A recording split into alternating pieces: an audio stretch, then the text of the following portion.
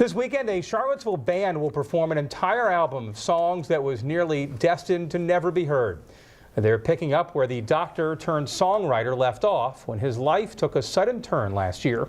NBC 29's Matt Talhelm shares the story of the Koors band.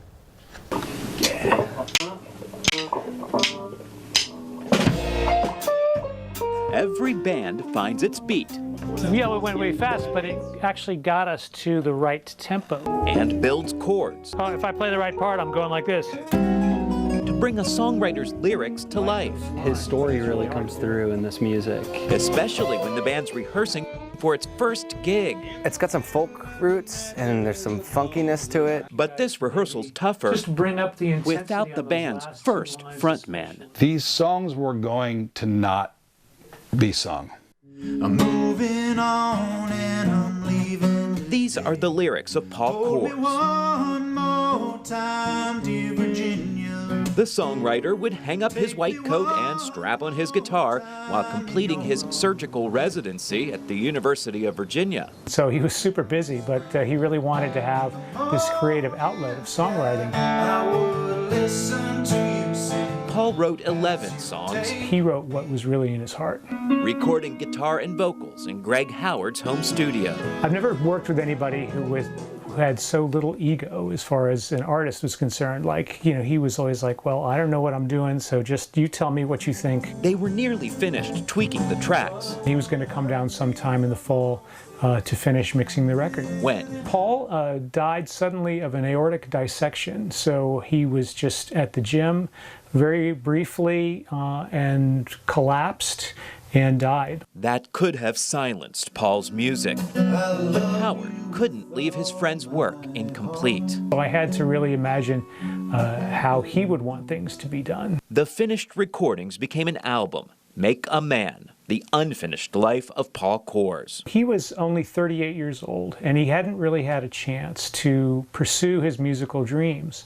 And so I really wanted to help him realize that vision. I wanted to make sure that these great songs that he had written got heard. It'd be cool to do like Dear Virginia and First Drop in the Spring on it, for sure. Hey! That's what brings the Paul Koors band together. Waited for a change. They'll debut Paul's album during a one-time performance in Charlottesville. There's one thing in this life that I got right. Sometimes the band seeks a little inspiration during rehearsals. He is a part of it.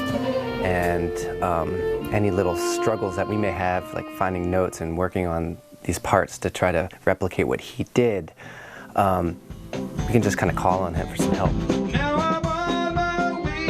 Peyton Tochterman has perhaps the toughest part in this performance. I'm an understudy for a night of Paul Koors. He doesn't get to be here to sing them. The band's lead vocalist hears Paul's character in the chorus. All the things before my eyes. His writing is so honest and so real, and you get a real sense of who he was, who he is while he was writing the songs, and where he was going. Paul sang about that. Well, I still love you, but I've gotta go. In the last lyrics he wrote. 10 long years with nothing to show. He really wrote a lot about appreciating what you have in life. The band is keeping that message alive. So Paul's memory plays on through his music. I love you with all my heart. In Charlottesville, Matt Talhelm, NBC 29 News. The Paul Koors band performs that album live Saturday at the Southern in Charlottesville. Tickets are on sale now. All proceeds will benefit the John Ritter Research Foundation for Aortic Health.